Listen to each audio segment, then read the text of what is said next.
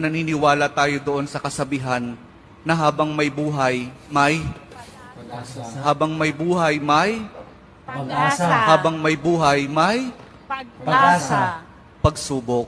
Dahil tayo katiwala ng Diyos, binibigyan din niya tayo ng iba't ibang klase ng pagsubok.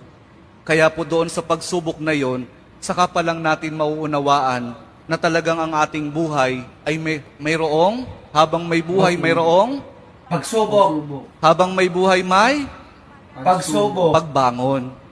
Huwag niyong hayaan na kapag meron kayong pinagdaraan ng pagsubok, ay hindi kayo babangon.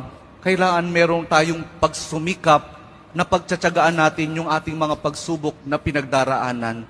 At kapag mayroong pagsubok at mayroong pagbangon, saka pa lang natin mauunawaan na talagang ang ating buhay, na habang may buhay, may Pagbangon. habang may buhay, may Pagbangon. pag-ibig. Ang pag-ibig na nagmumula kay Jesus lamang sa ating mahal na poong Jesus Nazareno.